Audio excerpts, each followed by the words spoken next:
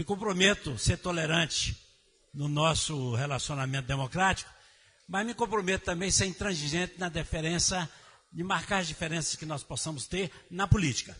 No pessoal, eu acho que todos eles são companheiros e companheiras, e companheira, no caso aqui, a Érica apenas que está aqui, que são competentes e capazes de dirigir o Partido dos Trabalhadores. A nosso ver, nós da militância socialista, nós identificamos o PT numa crise ideológica muito profunda. Não estamos entre aqueles que fazem uba-uba por isto.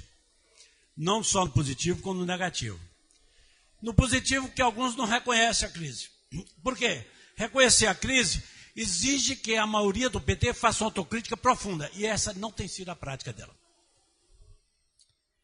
Para que nós pudéssemos... e qual é a natureza dessa crise? A natureza dessa crise é a perda dos valores socialistas, dos valores democráticos. Entendeu? É a perda do sentido histórico para que o PT foi criado. Esse é o sentido da nossa crítica. E nós não nos contentamos com teorias adversas ou diversionistas de uma pseudo-revolução democrática, que a maioria teorizou desde o 3º Congresso, entendeu? E eu digo que outras tendências dentro do partido assimilaram essa teoria, de que as conquistas democráticas justas, necessárias, que nós conseguimos pela luta social, pela luta de classe e pela nossa atuação no governo, entendeu? Justificariam a caracterização de uma revolução democrática. Nós discordamos disso. Isso desarma a nossa militância, desarma a gente diante da luta de classe para conseguir avançar além do que nós já conseguimos. Além mais, isso é uma negação da expectativa socialista. É a negação de que nós possamos ter uma revolução no Brasil. Qual é o problema de nós defender uma revolução no Brasil? Nenhum, diz a companheira Érica, pois nós defendemos. Nós achamos que as lutas de massas, tais quais aconteceram em vários países, e tal qual aconteceu no Brasil, tem acontecido, elas nos colocam na ordem do dia a perspectiva revolucionária, sim. E por que não? Por que nós temos de nos contentar com o governo que faz avanços em conquistas sociais e democráticas, reais, justas, necessárias, que nós identificamos como uma herança lulista, como as conquistas lulistas, e que nós nos dispomos a defendê-las, porque elas estão ameaçadas? Ameaçadas porque a nossa tendência histórica tem sido sempre caminhar mais para a direita, sempre fazer alianças mais à direita, sempre fazer mais concessões à direita. E até as conquistas lulistas estão ameaçadas hoje. Vide a reforma agrária, não consegue ir para diante. Vide o direito dos povos indígenas, não consegue. Vide o reconhecimento dos direitos dos quilombolas, não se consegue. Vide também as possibilidades de nós alargarmos os direitos, que foram conquistas nossas e dos movimentos sociais, que tiveram um pico e um número mais representativo no governo Lula, e que hoje literalmente estão ameaçados, exatamente porque a aliança governista, do qual o PT é protagonista, deslocou a direita. E essa direita é identificada principalmente no PMDB. É a direita, sim, vão identificá-lo como direita. E se o governo Agnello aqui, em grande parte, foi maniatado pela aliança pela direita. Foi maniatado, assim como o próprio governo Dilma foi, entendeu?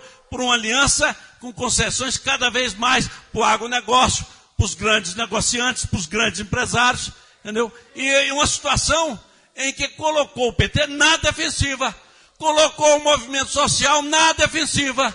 E quando o movimento social extrapola as nossas expectativas, o que o PT fez? A direção nacional do PT, como eventualmente é daqui, simplesmente ficou estatelada. Como se a massa não tivesse protagonismo próprio. A massa tem protagonismo. E ai do partido que ele a negue o protagonismo, porque ela passará por cima. Longe de nós estarmos a reboque das massas, nós devíamos liderá-las, compreendê-las, analisá-las nas suas novas dimensões, nas suas novas formas de expressão, nas suas novas formas de organização, de mobilização e de luta. Então, nesse sentido, o partido também foi ultrapassado. Então, companheiros, esse PED deveria ser e deve ser, ao nosso ver, um momento de reflexão. Menos pelo resultado eleitoral em si, que é legítimo, necessário e que nós disputamos também. E mais pela capacidade de nós podermos fazer uma autocrítica e avançarmos em relação ao nosso programa. Porque é fácil ficar defendendo alianças eleitorais. É fácil, até um certo ponto, você achar que sustentar governo é a governabilidade dada pelos acordos parlamentares. Todo governo PT está preocupado em fazer maioria. Todo governo. E nós, que já fomos mais antigos, nós sabemos que nós já governamos várias vezes sob minoria, mas com uma maior inserção no movimento social, com maior participação, com orçamento participativo, com inversão de prioridade, toda aquela tradição de petista que nós não vimos aqui nesse governo do Agnello. Ou vocês viram? Vocês viram, né? Alguns viram. Ainda bem que tem alguém que vê e outros que não veem. Você entendeu? Eu espero que a maioria não tenha visto. Você entendeu? Espero que não tenha visto. Mas suporto a minoria. Que há pessoas que veem ilusões, que vê castelos de areia nos horizontes, entendeu? Que nós não podemos ver. Pois bem, então o que nós estamos propondo? Antes de tudo, uma revolução interna ao PT. Não é possível nós nos enganarmos com esse tal de PED. Vocês não desculpem, é um momento de discussão. Olha, não é possível nós nos enganarmos. E eu fui da comissão revisora do Estatuto do Partido. E nós chegamos, todas as tendências lá representadas, eu representando a militância socialista. E é bom que se diga, em uma parceria também com os companheiros da articulação de esquerda. Você entendeu? Nós questionamos, esse PED estava falido. E só não foi derrotado naquele congresso, onde uma posição minoritária não ganhou, porque houve intervenção brutal, inclusive fecharam as portas. Fecharam as portas, você não sabe disso? Fecharam as portas, né, Uma? Fecharam as portas. Porque a maioria estava disposta, inclusive não seguir as suas direções. Porque foi uma calamidade o último PED. De compra de votos, de cotizações forçadas. Entendeu? Aliás, eu estou falando do último, mas pode não ser o atual? Pode não ser o atual? Entendeu? Onde literalmente se multiplicaram as filiações silenciosas, e eu diria licenciosas. O que perturba a democracia interna do partido.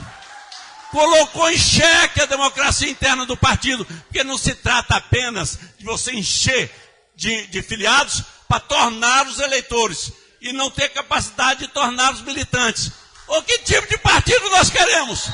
Vocês querem, eu pergunto a vocês aqui, os companheiros do Gama, vocês querem um partido de eleitores ou um partido de militantes capaz de ir para a luta social e para a luta política? Esta é a questão.